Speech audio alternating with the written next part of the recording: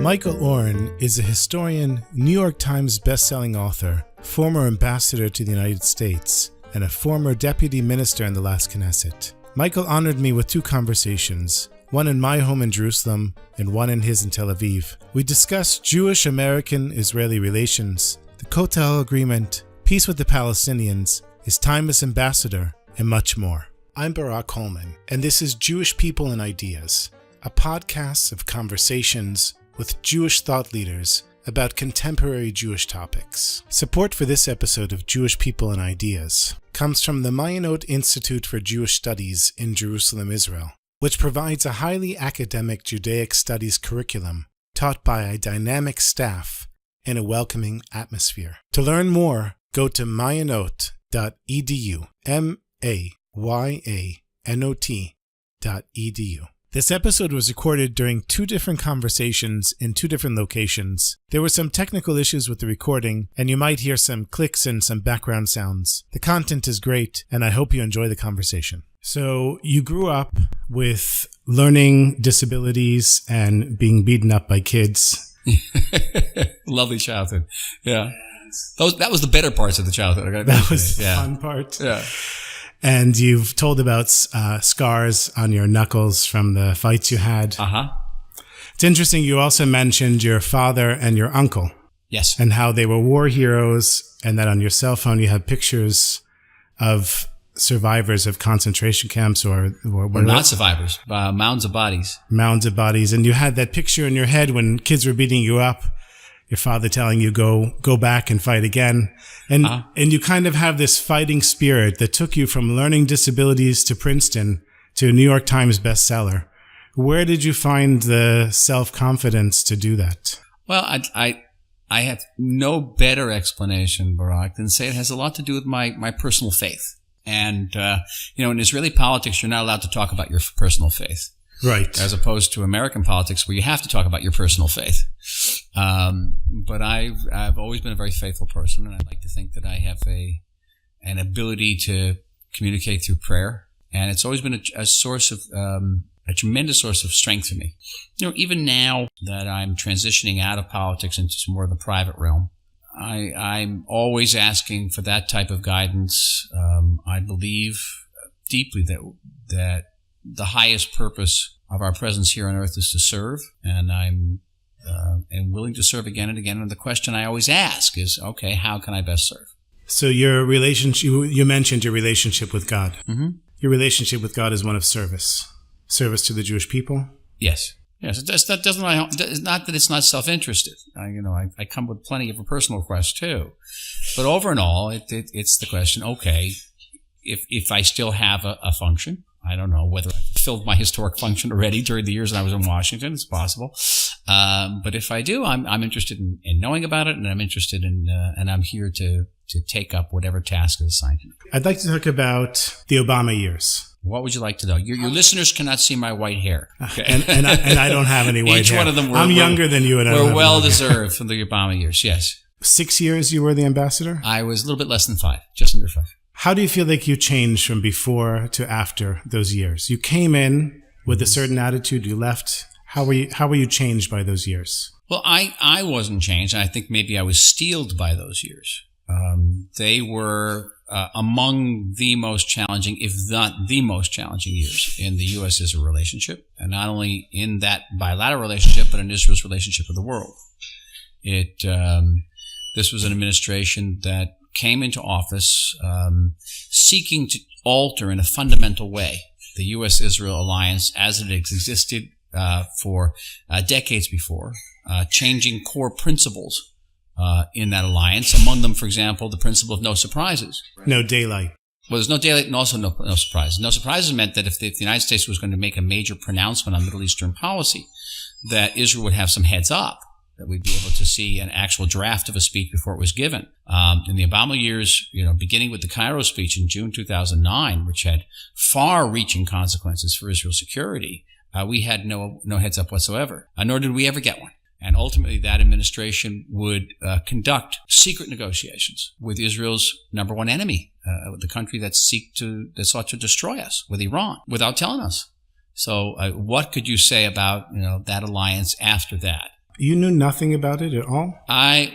The assumption was that there was a back channel, that the representatives of the Obama administration was sending to Israel to salve us, to soothe us, were not the main channel. There was a back channel. We didn't know how deep the back channel was. At least I didn't. And I was fortunate because the publication of the agreement, the interim agreement on the Iran nuclear deal, came out in November of 2013, literally 2 weeks after I had finished my term. And I was strongly of the opinion that if it had been published and I was still ambassador, that I would have resigned my position. Because after that betrayal, which is what it was, a betrayal, in the worst sense, there's no way that I could go on and say that, the Israel and the United States had an unbreakable, unshakable alliance, because obviously we didn't. You feel like you would be lying if you said that. I felt that. Listen, I always felt that I was putting the best possible face. In my memoir of the period, Ally, I paraphrase a 17th century English diplomat who said that an ambassador is someone who is sent by his ambassador is an honorable man who's sent by his government abroad to lie. And I paraphrased and said, no, an ambassador is an honorable person who's sent abroad to lie, not just for his own country, but for two countries. And I was always saying, unbreakable, unshakable, as the Obama administration had. And yes, we can have disagreements, disagreements between friends, and we're honestly between friends. But the Iran nuclear deal took that argument to an indefensible level. And there's no way that you can say this was a disagreement with friends when for 2.5 years your friend is conducting negotiations behind your back with a country that seeks to destroy you. The Jewish community in America, for the most part, supported the deal. They did. A source of deep hurt and of immense damage to our relationship with American Jewry. And American Jews are insufficiently aware of the damage caused by that. Actually, even more damage than it was caused by the majority of American Jews who opposed transferring the American embassy to Jerusalem or recognized Jerusalem as Israel's capital. The majority of American Jews also opposed that. But the Iran nuclear deal was not symbolic. It was not even spiritual. The Iran nuclear deal posed not one but multiple serious threats to Israel's security and possibly even to our existence. The Iran nuclear deal was about our children and our grandchildren. I personally came to the American Jewish community and said, I want you to know this deal jeopardizes. This deal will cost human lives. It will cost Jewish lives. You should know that. And for the most part, that cry, that's what it was, the cry went unheard. And that was deeply hurtful. It went unheard, or they didn't want to hear it? Well, I've since been engaged in discussions with American Jewish leaders, and they have come back to me and said, listen, Israel didn't fulfill its role in explaining its role position sufficiently. And they may be right, Barak. They told me that they had been invited several times into the White House. They had been briefed regularly. And did we do that? Did we invite American Jewish leaders here to explain to them? To the best of my knowledge, when I was in Washington or elsewhere, perhaps no. But I know from my own perspective in the articles that I wrote, including this book, including Ally, which I rushed to publication in June of 2015 so that it would come out before the vote on the Iran nuclear deal, because I wanted to make that case. I wanted to press that case in the most emphatic way possible that this deal endangered the Jewish state, for which we had waited for 2,000 years, for which so much Jewish blood and treasure, not just Jewish blood and treasure, had been spilled to and expended to create and defend, was being jeopardized. And I think today, there's a Democratic candidates are running for election in the United States. I don't know how many of them are rallying behind that nuclear deal. I think there's a growing awareness that the deal is fundamentally flawed. And any deal that enabled Iran to maintain the majority of its nuclear infrastructure, that did not stop Iran from developing intercontinental ballistic missiles that have one purpose and one purpose only, and that's to carry a nuclear warhead. Any deal that did not insist on the cessation of Iran's role as the world's #1 sponsor of terror. Any deal that did not relate in any way to Iran's nuclear blueprints, which have now been published, after the Mossad revealed them in an archive in Tehran. Any deal that put basically what's called a sunsets clause that says after 6, 5, 7 years, the deal would no longer restrain Iran. Any deal that provided Iran potentially with hundreds of billions of dollars that it wasn't going to spend on education or health, but to spend to conquer further areas in the Middle East, to further fund terror. Any deal like that was insane, and I'll say it further, criminally insane. It was intentional, you think? Sure, it was intentional. The Obama administration... Intentional against Israel? No, I think the Obama administration really, in its first weeks in office, sought to reset the relationship with Iran. It proceeded under a number of assumptions that proved to be totally erroneous. The core of which was that this Iranian regime could be induced to fulfill a more constructive role in the Middle East, that it could actually serve as a bridge between Sunni and Shiite Muslims, and I'm quoting the president on that.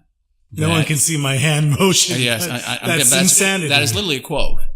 That there was a moderate faction in this regime that had to be strengthened vis-a-vis the radicals. And keep in mind, it was during the administration of the moderates under Rouhani that Iran conquered wide swaths of the Middle East. The map of the Middle East before and after the nuclear deal is almost unrecognizable. The area is conquered and influenced by Iran. It was under that moderate leadership that Iran participated in the massacre of 500,000 Syrians, that it supported terror to an unprecedented level around the world, including in Europe. This is under the moderates. Okay? And in Washington? That was the Saudis in Washington. It was also me. They tried to assassinate me. But that was actually not under Rouhani, the previous guy. Iranians, these are the moderates, that they could somehow be induced. And you. And yes, and me. But it's all completely and utterly false. And that they would use the money from the nuclear deal to strengthen their society, to strengthen their economy. All completely false. And just the opposite. And so even the assumptions on which the nuclear deal was based were chimerical. They're just, which, okay, for the United States, maybe that's a bad deal. As Donald Trump has said, it's the worst deal he's ever heard. But for us, it's not merely a bad deal. For us, it's the lives of our families. It's the fundamental security of our state. And I used to always say, and I'll say it again, when it comes to Iran and the Iranian nuclear deal, Israel's margin for error is exactly zero. As a historian, and you wrote the book on the 6-Day War, which I read, by the way. I read 2 of your books. I read the 6-Day War book and Ally. Oh, you're missing the best one. What's the best one? As Fantasy, Faith, and Power. Power, Faith, and Fantasy. You feel like that's the best of your books so far? I think it's the book that's closest to my heart. It was an impossible labor of 4.5 years to write. I would say the best comprehensive history of American involvement in the Middle East from 1776 to the present. And I say it's the best because it's the only one. And it's a hefty volume, about 600 pages, 200 pages of notes. No sleep for 4.5 years to write this thing. But I adored it, and I adore it still. It just recently came out in Hebrew and has been very well reviewed. I actually want to ask you a question, but you reminded me of something. So I had a conversation with Yossi, which is one of the episodes of the podcast, and also before that, Yossi Klein-Halevi. And I told him how I enjoyed his last book, Letters to My Palestinian Neighbor, much more than Like Dreamers. And I told him I felt like it just flowed out of him, whereas Like Dreamers was really, like you said, 4.5 years. He spent 11 years on that book. That's a lot. Yeah, he called it like nightmares. Right. And I said to him, so why did you do that? And he said, Michael Oren said to me, stop writing books about yourself. You've got to write something about someone else. Right. And I'm telling you, Michael, the other way around. Right. The book that you wrote, Ally, was a fantastic book. I'm sure the other books will be great. Yeah. You need to write more books about yourself. You're a fascinating person with a fascinating story, and it's something to consider. Okay. All right. Point taken. When's the last time Israel won a war? Israel won one of the great military victories of the contemporary era in defeating the Second Intifada. And that book has not been written yet. But this was the first time that a democratic, open society went up against terror. And we've seen that the United States has not won in Iraq, has not won in Afghanistan. For a state, and certainly a democratic state, to prevail against terror is extremely difficult. And not only did we beat terror in the Second Intifada, and we came very, very close to losing this country, Barak. I don't know if you were here back then. What is that? I was here since 93. Close to losing this country. What does that mean? How do we lose the country? There was no foreign investment. There was no tourism. People wanted to leave. You couldn't go out to a restaurant. You couldn't go out to, couldn't do anything. You got on a bus. People were terrified about putting their children on buses. Yeah, I went through that. Yeah. I was terrified to put my children on buses. We came close losing it. They actually got us. They found a weak link, the terrorists, and they put everything into it. And not only did Israeli society cohere, we didn't unravel. We didn't. In fact, we actually got stronger through it. We prevailed over terror. And here's the true essence of the victory. We prevailed over terror without devastating the other side. We didn't carpet bomb Jenin and Nablus and Hebron. That's what the Russians Gaza. That's what the Russians would have done. That's what they did in Chechnya. We didn't do that. And to my mind, as a military historian, that is just an extraordinary military achievement. I think there's a book called The Ghost Warriors that wrote about that. I have it in my pile of books to read, but I haven't read it yet. It's my son, Yoav, was wounded. Interesting. I'll tell you an interesting story. Not about me, about my son. He was in a special unit in the Army. They would go out every night. You know, when I was in the Army, I was in the paratroopers. I would go out maybe once every 3 months on some big operation, and we thought we were great. They'd go out every single night, at least once a night. And they'd go into these Arab neighborhoods, and they'd ferret out, Hamas terrorists, sometimes with live fire. Sometimes they'd get them surrendered, since they wouldn't get them to surrender. But one night they had a terrorist surrounded in a house, and they called for him to surrender, and he wouldn't surrender. And so they brought in a sniper who put one bullet through the house, just as sort of a warning shot. In a crazy coincidence, the bullet went through a wall, went through a cabinet, went through a door, hit the terrorist and killed the terrorist. And my son and his unit were devastated for having killed this terrorist by accident. They sat around all night, basically in depression. The next day my son came to me. We sat in we sat in the Cafe Hillel in Jerusalem. And he says to me, Abba, I've never before doubted the justice of our cause before last night. And I said to him, Yoav is his name. I said, Yoav, think about if the situation was reversed. If you were in that house and the terrorists were surrounding you, they wouldn't have given you nor your family a second to surrender. They would have gone in there and killed you. And if they had killed you, they wouldn't be sitting there depressed about it. They'd be sitting there celebrating about it. That's the justice of our cause. Several months after that, Cafe Hillel was blown up and 8 people were killed. Dr. David Applebaum. His daughter was getting married the next day. That Hillel was right beneath my office at the Shalem Center at the time. We spent all night there. And about 2 months after that, my son Yoav was sent into another house in Hebron to get another terrorist out. The terrorist hid behind his 10 children and shot over their heads. My son and another soldier went in to get the kids out. And while evacuating the children, he was hit by 2 bullets. Now, he's fine today. That was the story of the Second Intifada. Pretty crazy. No. It's pretty crazy. And that's not still going on now? No, we've learned a tremendous amount. We still have terror. And the terror has a different function than terror then was literally designed to take us down. And as I said earlier, it came damn close. It may be, certainly more than the Yom Kippur War, maybe more than 1967, not maybe more than 1948, but that was the war that came closest to achieving our enemy's goal, which was our destruction. Okay, I have a question about American Jewry. Yes. Why should Israel matter to American Jews? Well, first of all, Israel should marry to Jews, because this is the realization of a millennial dream for the Jewish people. I believe we are the beginning of the redemptive process. I believe that we are a source of pride for American Jews. I think that American Jews are far more secure because of the existence of the State of Israel. Even today, with Israel increasingly becoming a more divisive issue, and that American Jews, if they pause and look at this country, at its extraordinary achievements, at the environment in which we have thrived in spite of all the challenges, Israeli democracy, the rebirth of the Hebrew language, Israeli technology, have to admit to themselves that to not recognize the miracle of all this would render us guilty of probably the worst crime, which is to be ungrateful. So you have in America the most secure, educated, financially successful, influential diaspora community ever in Jewish history. Mm-hmm. And they've raised this last generation as probably the most Jewishly illiterate generation, maybe in all of Jewish history. How does that happen? It seems like the opposite you would expect. I think that my generation was more Jewishly illiterate, to tell you the truth. I mean, really? I read my bar mitzvah in transliteration in a conservative synagogue, and today I go to conservative synagogues and reform synagogues, and the kids really know Hebrew, and they know Hebrew quite well. Jewish education has actually improved significantly in the liberal American Jewish movements.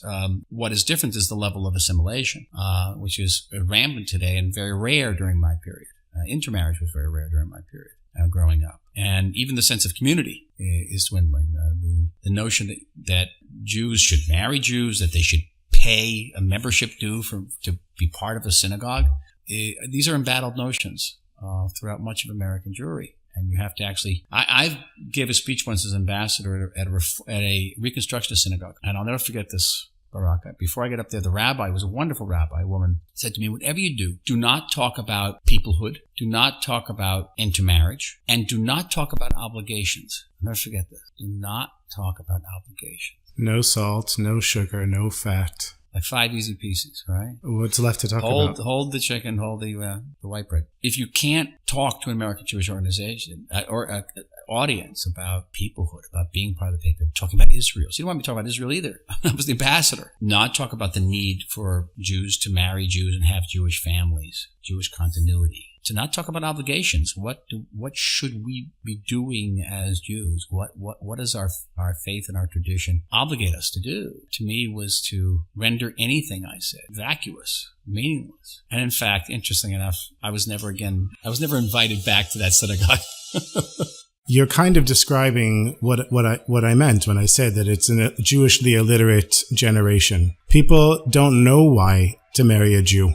Which is a whole separate question. Why? That's not illiteracy. That is ignorance. It's different. In other words, you can speak Hebrew very well. Mm-hmm. You can read from the Torah. Sure. The question is, can you answer the question, why be Jewish? I think it's easier. And that's not illiteracy. That's something else. I think a lot of Jews in America know that they're Jewish, feel that they're Jewish, even though they don't express it in any way. They don't really know what it means to live a Jewish life, but they know that they're Jews. Why marry a Jew is a whole separate thing. Why is it important to have Jewish children?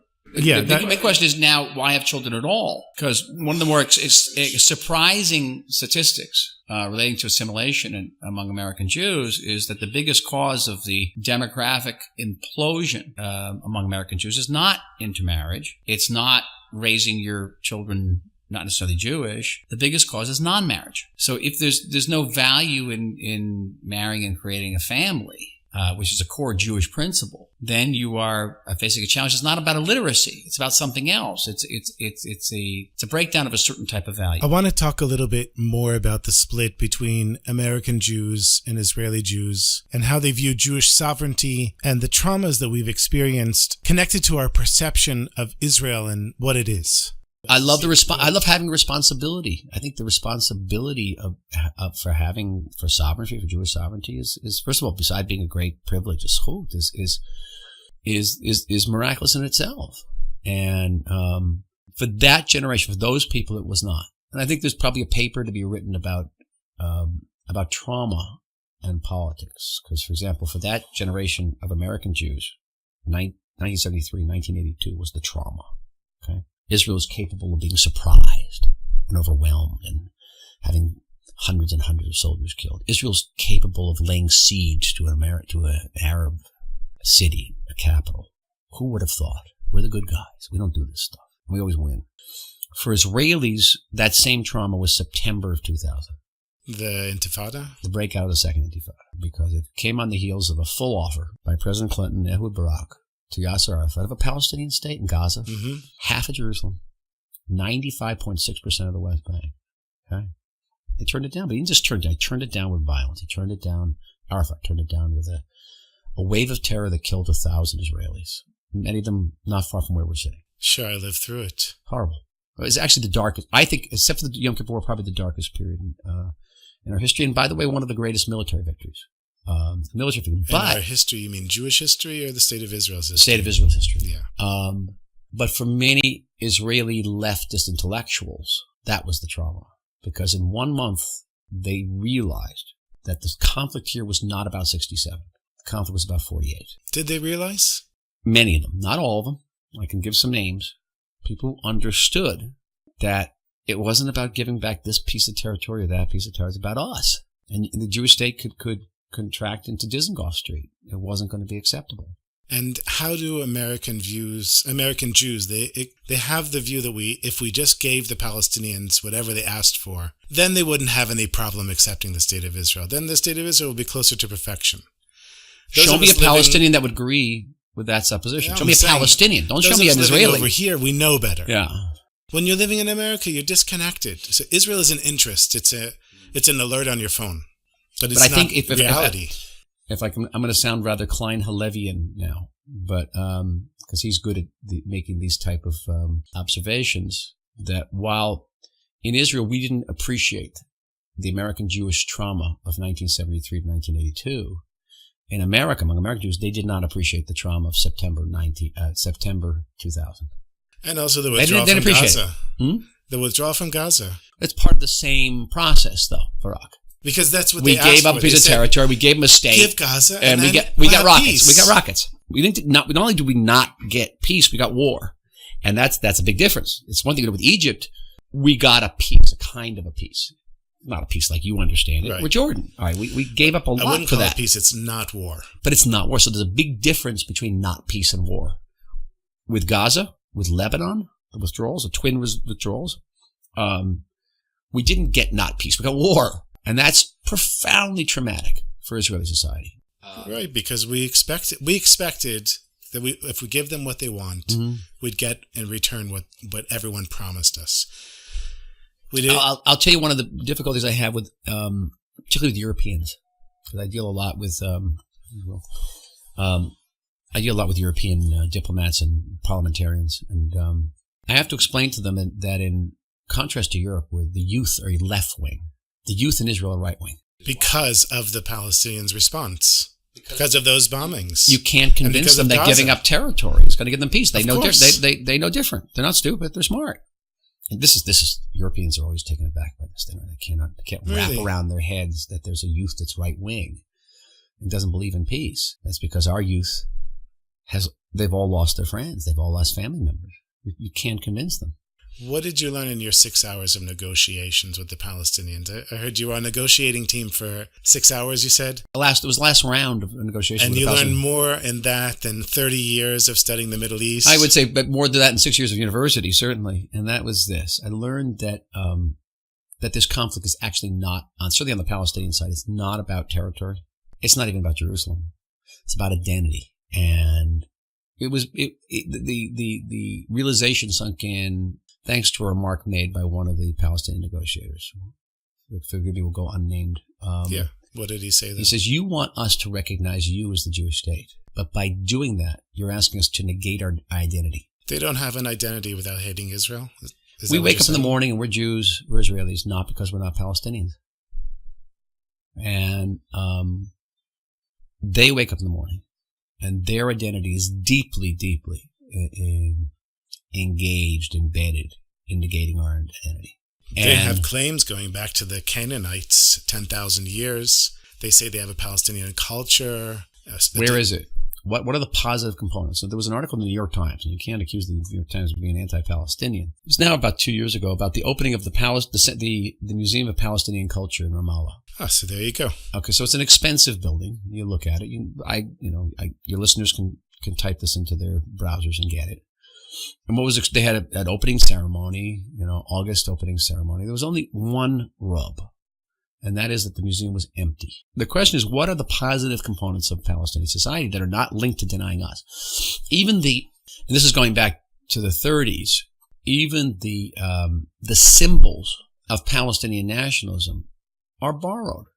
Now, if you look over the weekend, we were bombing last week over in Gaza, and you had Ismail Haniyeh, the head of the political wing of Hamas, coming out on the rubble of his headquarters that we had just demolished. And what does he do? He gives a peace sign or victory sign. Yeah. Is that comes out of, the origins of that have to come out of the Battle of Agincourt in 1415, okay? What's that? It has to do with British archers.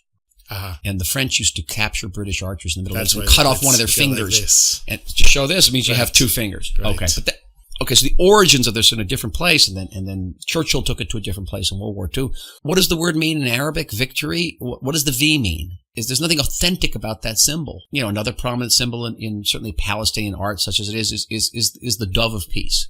So peace is not a Palestinian symbol. It's not an Islamic symbol. These are borrowed symbols. He was saying that that's his Palestinian identity. When he's standing on the rubble, I'm still here. Yes, and that is powerful. Defines me. Well, we're going to get off topic, but in government, among other responsibilities, I was in charge of the humanitarian situation in Gaza. And I spent a long time with the Shabak, with our security people. And one of the lessons that they taught me that I had to internalize, and this is going to shock you too, is that every time we bomb them, every time we leave Gaza devastated, they view it as a victory. And they actually showed me a picture of Ismail Haniyeh standing on the rubble of another building, giving the V sign. Why? What does that mean? And they asked me, what do you see when you see that picture? And I said, well, I see defeat. And they said, no, it's victory. Because every time we try to destroy them and they survive, that's a victory. And they believe, Hamas believes it's winning. Mm-hmm. Hamas believes slowly, incrementally, it's winning. That unless you internalize that, you cannot truly understand the situation in Gaza. They have no food, they have no water, they have no anything, insane. No future, and they are victorious. Okay. I'm going to leave that. I want to get back to the Kotel for a second. Please, let's get back to the Kotel. Always a good place to go. So you were involved in negotiating the Kotel deal. About 2.5 years, yeah. And it fell apart for political reasons. Did. There is an egalitarian section at the Kotel that's open 24 hours. Right. You don't have to go through security to get there. Mm-hmm. Why are liberal Jews in America upset that the Kotel deal didn't work out?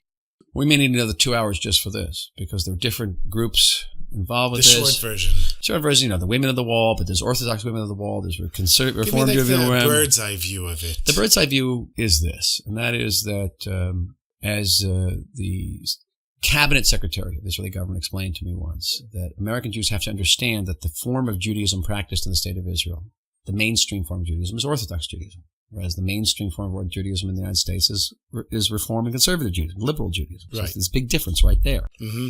And that in the Kotel specifically is one of many holy sites in Jerusalem and elsewhere, around which there are status quo agreements.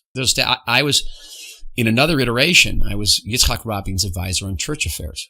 And I was in charge of the Holy Sepulchre. Really? The Kotel is child's play compared to the Holy Sepulchre. Sure. You have 8 churches competing for one space, but there's a status quo agreement, and if it's not maintained, that will become a firestorm. Okay? So you have to understand that there's security issues here.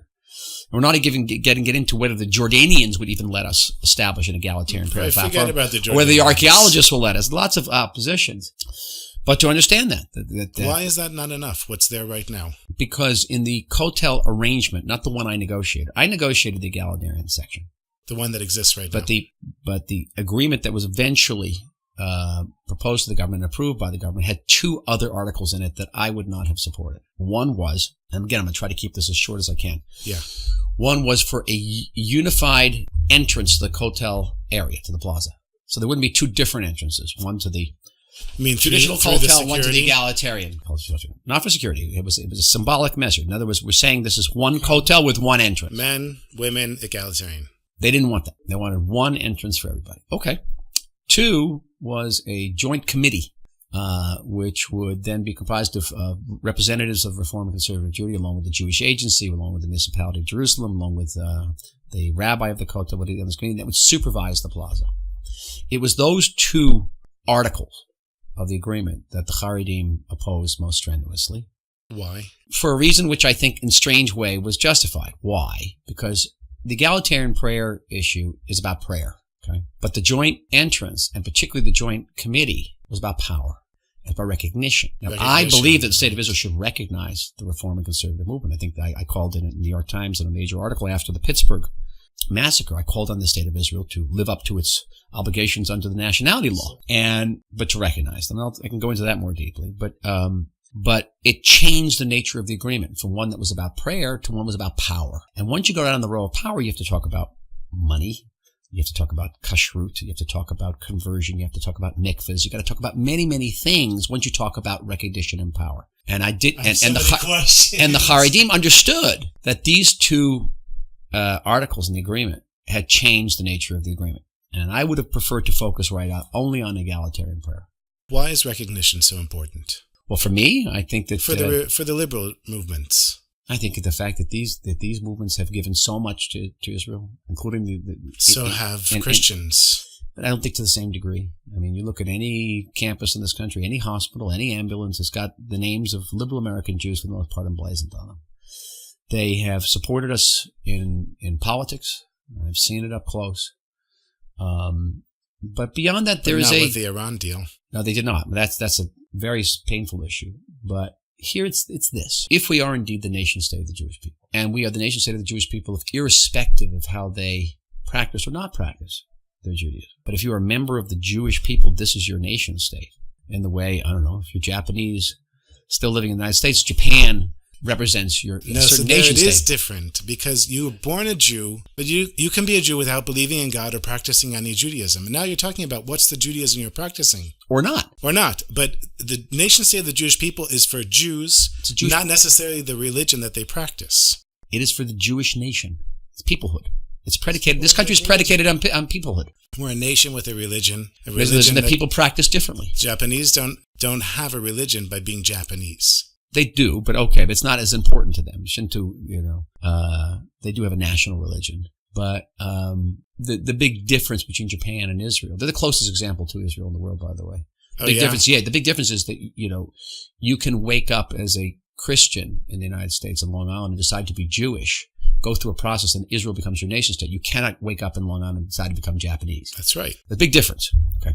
So, but as long as that is the case, we should be the nation state of the Jewish people, and we should be the nation state of the Jewish people, irrespective of how they practice or don't practice. And I believe we are already. We are, but we should be reaching out and not alienating, because it makes sense economically, it makes sense socially, strategically. I always say to liberal American Jewish leaders that when they come here, don't speak Jewish, speak Israeli. What's Israeli? I know what Israeli is, actually, because of our mutual friend who says there was a war between the Jews and the Israelis, and the Jews won. That's true, too. It's very clever. Yeah. You understand the point. Amos Oz said it. Olav Shalom said that to the Haredim. We tried to destroy you. We failed. The fact is, you were stronger than we are. It says we tried to destroy you. We failed. In that way, the Zionist secular project is not successful in certain ways. So, what are you hopeful about? I'm hopeful about just about anything. I think to be in this country, to be a Jew in the 21st century is to be hopeful. It's not to be Pollyannish. It's not to be blind, but to see this particular moment as a moment of opportunity.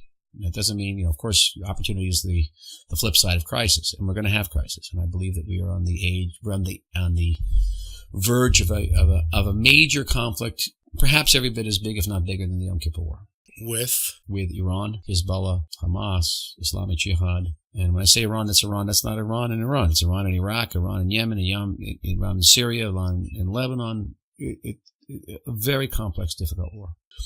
We face the challenges of assimilation. We face the challenges of divisions within the society. On the other hand, all the challenges we faced also give us opportunities to bring us together in ways that perhaps would not have been possible otherwise, to remind us of what we have, to deepen the sense of gratitude. It always comes back to gratitude, that nothing should be taken for granted. And it's a problem because we have a young generation now that that doesn't remember the Yosefs of our nightmares, which are the Holocaust, even the 6-Day War. They don't remember this. Okay, I don't know what it was like for those 3 weeks before the 6-Day War. They don't remember. Hope. I'm concluding now close to a decade of government service this time around, including many other years of government service. And again, that feeling of service is, I think, incomparable. And the transition out of that type of service it has its challenges, but in one way I'll remain very much committed. I'm committed to advancing Israeli technology and cutting edge technology. I think that Israel will not only be the forger of the 21st century. Israel in many ways will change the human condition over the next century, much for the better. But on a more sort of quote unquote mundane level, preparing to write my next book. It's a book that I have contracted with 10 years ago with a major publishing house in the United States, and it's the book on Israel's War of Independence. This is, to my mind, one of the most inspiring, astonishing stories in all of human history, never mind Jewish history. Yeah, it's an incredible story. It's beyond. And you take a country, you take a people that, almost 3 years to the date after the end of World War II, the end of the Holocaust, declared a state in their homeland against every possible odd, not even all odds, every possible odd, with no resources, no allies, no army, surrounded, about to be thrown into the sea. A traumatized country. It's enough to make you a Zionist. It's enough to make you a Zionist. And I just can't think of any other event like that. I just can't. I'll end with a little story. Please. So I focused this book now on one day, on May 14th, 1948. And this is a day where, Jewish leaders debated whether to declare their state. There wasn't a majority in the Zionist executive whether to declare because everyone was scared. Everyone thought they were going to be massacred. Those 6 Arab armies paused to attack the country. Jerusalem was under siege. Gush Etzion had just fallen. The defenders of Gush Etzion had just been massacred. Right. Massacred. Right. And that was a harbinger of what was going to come. The army said they had bullets enough to fight for 7 days. And there were 600,000 Jews in this country, about a little less than the population of Boston. They couldn't agree on the name of the country. They couldn't agree on the text of the Declaration of Independence. They didn't know whether the United States was going to recognize the country. The Declaration of Independence ceremony was held in the Tel Aviv Art Museum because it was the building that had the thickest walls. Believe it? I didn't know that. So I was just down in Stable Care, which is the housing of the Ben Gurion Archives last week, and they showed me the entry for May 14th, 1948. Ben Gurion was an obsessive diarist. He'd be writing his diary about your conversation while you were having that conversation with him. Amazing. And the entry for May 14th, 1940 is about a page and a half. And it opens up with a discussion about Gush Etzion. It talks about Jerusalem. It talks about the battle for Kfar Saba. It talks about ammunition low in the Alexandriani Brigade. It goes on and on and on. The penultimate line in this entry says, "Today I declare the independence of the Jewish state." And the next line after that says, "The people in Israel are out dancing in the street, and I'm here cowering in the dark." Carrying the responsibility of what comes next. Tell me that that's not one of the most extraordinary stories ever, I'm getting goosebumps. I guess it is. You read that and your jaw falls open. Yeah. The jaw falls open. That's a story. Imagine there was a gigantic billboard that millions and millions of Jews would read. What message would you put on that billboard? Okay, I would say the billboard would be divided in half. On one half, you'd show a Jew living in a shtetl in the Pale of Settlement circa 1790, in the mud, in the filth, with Cossacks bearing down on him. It would be in gray, mostly. And the other half of the billboard would show, let's say, Tel Aviv. Let's say the high-tech zone of Herzliya. Or a collage of pictures of showing Israeli soldiers, men and women on tanks, beaches, Jerusalem, the Kotel, all there. And the heading on this billboard would be, what would he have done to have been here? What would he have done to be here? To be here, yeah. On the beach in Tel Aviv. Whatever, in this. It's interesting. I think I would put on there, where do you see yourself? Yeah. Which side of the line are you on? So, okay, fine. We're not talking about... I don't think the American Jew is going to see himself on either side of that line. He's not going to see him as the Jew in the shtetl. Again, as you said, it's the most successful, best educated, affluent Jewish community in history. The vast majority of American Jews do not even think of themselves as living in the diaspora. The United States is not diaspora. Many of them take offense at the notion that they are diasporic Jews. They do not see themselves in that way. How do they define themselves? They see themselves as American Jews. And America is not the diaspora. So then what is it? It's the Golden Medina. It's an alternative promised land. Very crucial to understand this. Many Israelis do not understand what I just said. Diaspora is not an appropriate adjective. I can understand exile. They do not see themselves in exile. Exile I can understand because that's forced on a person. But diaspora, it means tfusot. You're spread out around the world. They don't view themselves in that way. They actually take offense at it. That sounds like German Jews. You never refer to diaspora Jews as American Jews as diaspora Jews. You lose half your audience. That's fascinating. Yeah. It's part of the code. And you have competing utopias. Jewish utopias, the American Jewish utopia of the Israeli Jewish utopia. And it's difficult to reconcile the two. Very difficult. So, I don't think they see themselves living in either place. But I think they have to see my billboard is urging American Jews to do is to see themselves as part of an historic continuum and see that Jewish peoplehood is not just horizontal, it's vertical, and that it reaches back. And see yourself as a Jew living at a certain time in history. And not just any time in history. It is a utterly unique time in Israeli history where this country exists. And it's not like any other country. It is, by any objective global criteria, one of the most successful countries known. In one of the most unhospitable environments also known. And to appreciate that, that's what my billboard would be about. Thank you very much, Mike. I really appreciate it. I'm looking forward to reading Enjoy the book. I really am. You don't know. I'm into this.